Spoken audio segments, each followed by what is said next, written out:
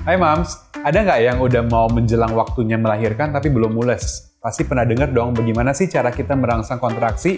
Kita akan membahas pada video berikut ini, jadi jangan lupa ditonton ya.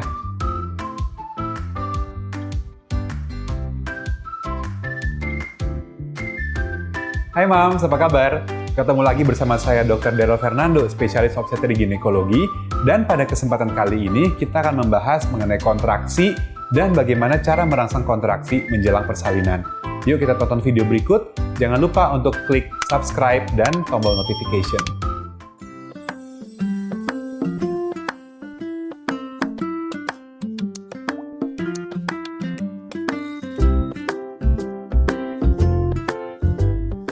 Jadi kalau kita berbicara mengenai kontraksi, Mams, ada kontraksi yang sebelum waktunya, ada kontraksi yang sudah waktunya. Kalau kontraksi sebelum 37 minggu 0 hari, kita sebut sebagai kontraksi preterm atau kontraksi prematur. Dan pada setelah saat 37 minggu, mungkin itu adalah kontraksi menjelang persalinan. Kalau misalnya ada Mams yang setelah 37 minggu belum merasakan kontraksi, atau kayak dok kok belum ada tanda-tanda lahiran ya, tidak perlu khawatir, karena rentang waktu melahirkan normal adalah dari 37 sampai 42 minggu. Ya, dengan catatan khusus, sebagian besar akan perlu dilahirkan pada 41 minggu. Jadi kalau misalnya dari 37 ditunggu sampai 41, tentu saja dengan kontrol rutin ya ke dokter atau ke bidannya, itu tidak masalah. Tapi setelah 41 minggu, kalau belum merasakan tanda-tanda persalinan, mungkin ada baiknya dipertimbangkan untuk dirangsang atau diinduksi untuk dilahirkan.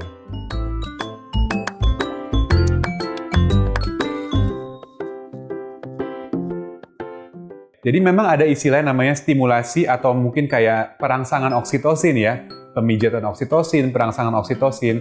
Oksitosin adalah hormon yang dihasilkan oleh tubuh dan digunakan untuk merangsang kontraksi dari rahimnya. Kalau dilakukan secara lebih awal, misalnya sebelum 37 minggu, maka dikhawatirkan justru akan memancing persalinan yang bersifat prematur atau preterm. Dan itu tidak boleh tentunya. Jika ingin menstimulasi tersebut, biasanya kita menganjurkan sejak 38 minggu. Ya, karena 37 minggu meskipun sudah cukup bulannya, kita lebih baik menunggu sampai 38 untuk mencapai kematangan janin terutama dari paru-parunya yang lebih baik.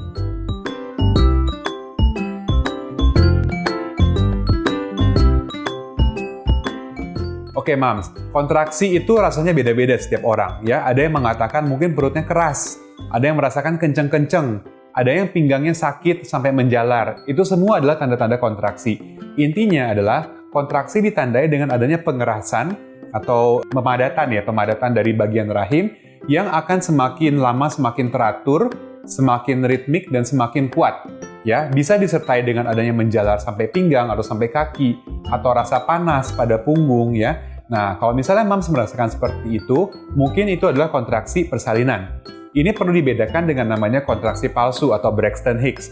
Kalau kontraksi palsu biasanya hilang timbul, hanya sebentar, kencang, lalu Mams beristirahat, dia akan hilang kembali. Namun pada saat kontraksi persalinan, Mams beristirahat, Mams duduk pun tetap akan merasakan kontraksi yang teratur tersebut.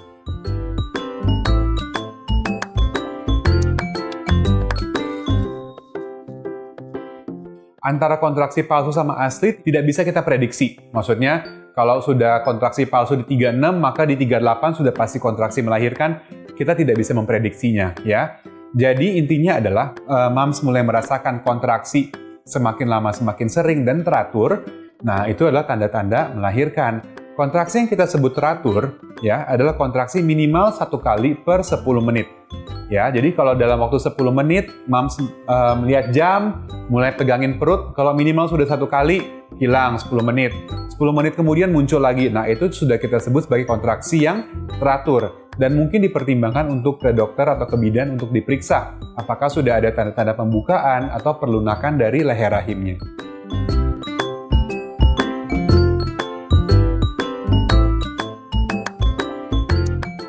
Cara merangsang itu kita bagi dua lagi ya, Mams. Ada yang memang merangsang atau induksi dari dokter, misalnya dengan penggunaan obat, ya, atau penggunaan balon kateter. Ada juga induksi yang alami, ya. Kita akan menjelaskan bagaimana melakukan induksi yang alami. Setelah 37 atau 38 minggu, mungkin Mams tertarik, saya ingin merangsang supaya lebih cepat nih lahirannya. Ada beberapa metode yang dapat dilakukan, misalnya pemijatan pada punggung. Ya, ada yang misalnya kalau mams mencari gambarnya, pijat oksitosin namanya dari punggung, arahnya dari bawah ke atas untuk merangsang kontraksi. Atau stimulasi pada puting susu. Dengan adanya perangsangan pada puting susu dapat merangsang terjadinya kontraksi. Dan yang berikutnya ini pro dan kontra nih mams, mengenai berhubungan intim menjelang persalinan. Ya, ada yang mengatakan dia dapat menstimulasi kontraksi, terutama oleh ejakulasi air mani di dalam rahim, di dalam vagina, dia dapat merangsang kontraksi dari rahimnya. Ada juga yang mengatakan itu tidak bermanfaat. Tapi kalau memang misalnya dirasakan mams masih nyaman untuk berhubungan intim, silakan saja bila ingin mencoba untuk merangsang, saya rasa tidak ada salahnya juga. Kecuali bila sudah terjadi ketuban pecah atau bila sudah ada perdarahan, maka tidak boleh berhubungan intim.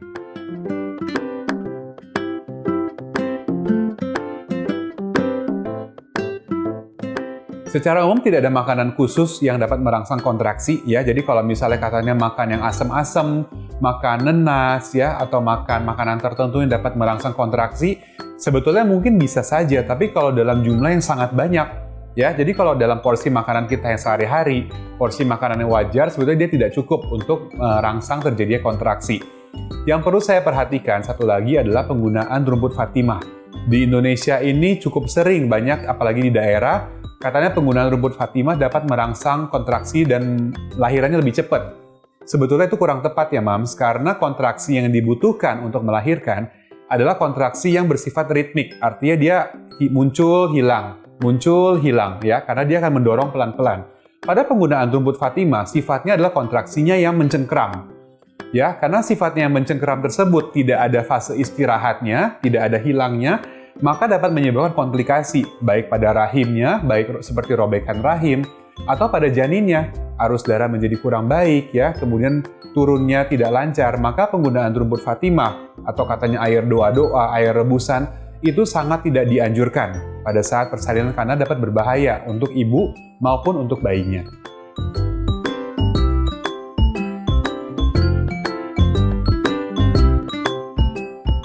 Untuk induksi buatan, biasa dengan obat-obatan ya, seperti oksitosin atau obat lain atau metode mekanik dari dokternya, itu sebetulnya cukup efektif. Bisa 80-90% efektivitasnya untuk merangsang persalinan. Tetapi kembali lagi, keputusan untuk melakukan induksi harus mempertimbangkan kondisi dari ibunya dan kondisi dari bayinya. Kalau dua-duanya baik, maka mungkin dapat dipertimbangkan untuk induksi. Tapi bila ada masalah pada ibunya atau ada masalah pada si kecil, mungkin dokter juga akan menyarankan untuk melahirkan dengan cara operasi sesar. Intinya adalah yang terbaik dan paling aman untuk mams dan si kecil. Nah mams, gimana videonya? Menarik kan? Kalau informasi bermanfaat, jangan lupa untuk di-like, komen, dan juga di-share, dibagikan kepada teman-temannya supaya informasinya bisa bermanfaat untuk banyak orang. Sampai ketemu!